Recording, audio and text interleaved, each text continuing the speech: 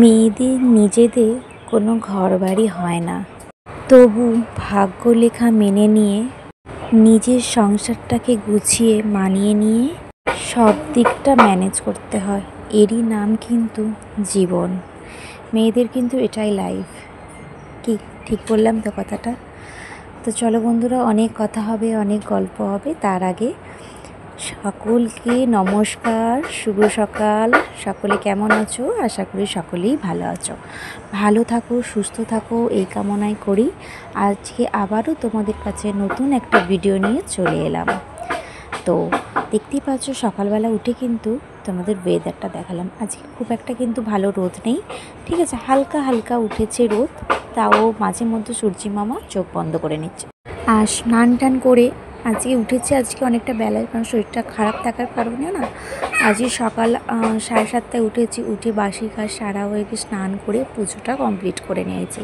তারপরে এই যে বিছানাটাকে গুছিয়ে নিই, কারণ মেয়ে পড়তে বসেছিল। আর আজকে ভাবছি মেয়েকে স্কুল পাঠাবো না, আজকে যেহেতু ওর নাচের ক্লাস থাকে, তো তাই আজকে স্কুলটা বন্ধই থাক। ঠিক সেই জন্যে। আর আমাদের স্কুল বলো, নাচের ক্লাস বলো না, সবই হাইওয়ে পার হয়ে যেতে হয়। আবার আজকে ওর পাপা একটু বেরিয়েছে, আজকে ওকে দিয়ে আসতে পারবে না স্কুলে। সেই কারণে না আজকে ভাবলাম স্কুলে আর পাঠাবো না। কে নিয়ে যাবে বলো? আমি তো সারাক্ষণ ঘরেতেই কাজ করছি, আমার তো সময় হয়ে ওঠে না, সেই কারণে। আর চলো, গল্প করতে করতে আমার বিছানাটা ক্লিন হয়ে গেছে। আর ওই যে আমার মেয়ে, দেখতে পেয়েছো, শোকেস যতই গোছাই ও কিছুতেও গোছানো রাখতে দেয় না, সেই অগোছলো করে দেয়। কি আর করব বলো, যতবারই অগোছলো করে ততবারই গোছাতে হয়। গুছিয়ে তো রাখতেই হবে, তাই না? ছোট্ট ছেলের ঘর, ছেলেপুলের ঘর, নোংরা তো হবেই, তবুও মায়েদেরকে গুছিয়ে ঠিকঠাকভাবে রাখতে হবে, তাই তো?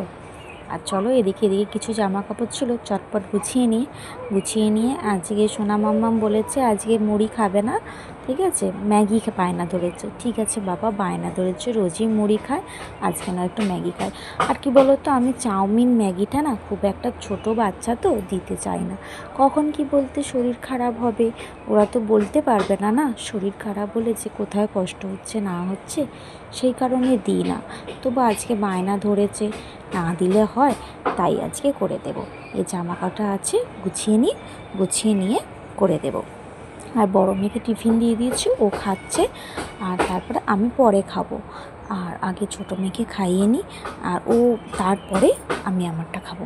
আগে সব দিকটা ওদেরকে খাইয়ে শান্ত করিয়ে দিয়ে তারপরে আমি টিফিন করি। আর যখন হাজব্যান্ড বাড়িতে থাকে একসাথেই টিফিন করি। আজকে তো ও বেরিয়ে গেছে, তাই জন্যে হচ্ছে আমাকে একা একাই টিফিন করতে হবে।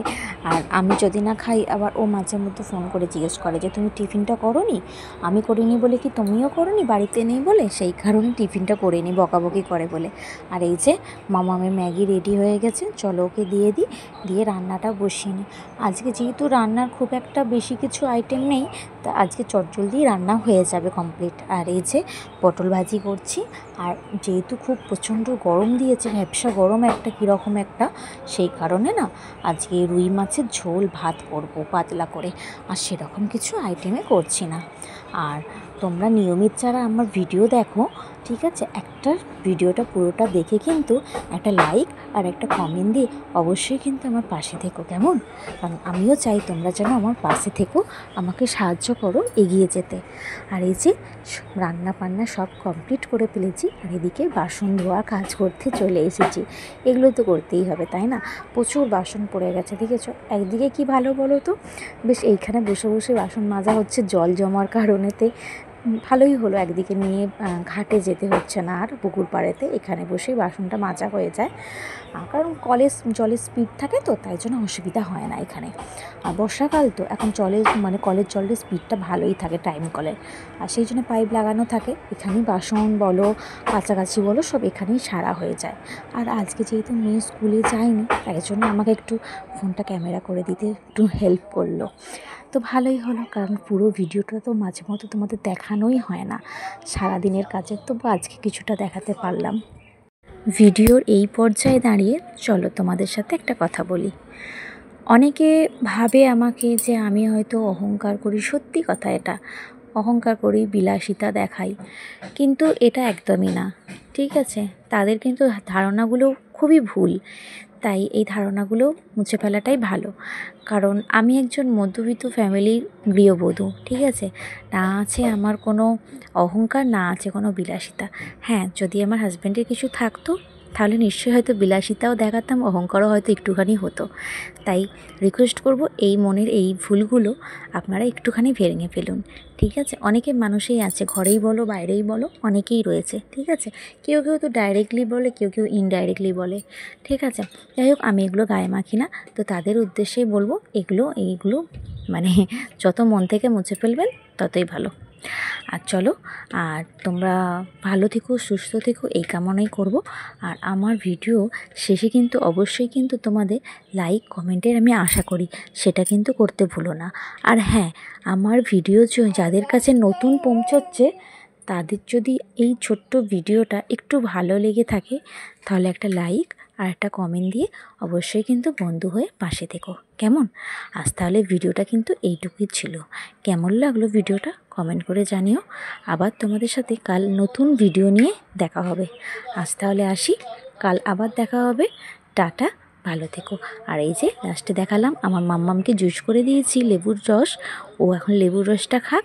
আর তোমরা ভিডিওটা পোস্ট করার পর কিন্তু লাইক কমেন্ট অবশ্যই করবে, কেমন? আর এই যে দেখেছো, কেমন জুস পেয়ে খুশি হয়ে গেছে। আর আমিও তেমন খুশি হব তোমরা যখন লাইক আর সুন্দর সুন্দর কমেন্ট করবে। আমিও কিন্তু ঠিক এরকমই মাম্মামের মতো খুশি হয়ে যাব। তো মাম্মাম তো জুস খাচ্ছে, তো সকলকে আমি তোমাদেরকে বলে দিলাম টাটা, বাই বাই, ভালো থেকো, সুস্থ থেকো। আজ আসি, টাটা।